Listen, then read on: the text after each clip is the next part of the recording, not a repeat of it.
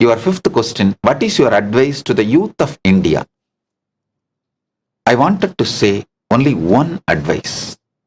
O youth of India, you are the great inheritor of the immortality.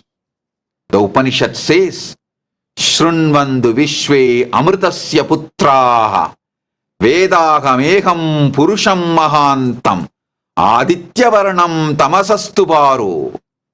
You Bharatiyas, youth of India, you are the inheritor of Amritasya, Amritatva. You are Amritasya Putra. You are the inheritors of the immortal knowledge. Don't lose your inheritance.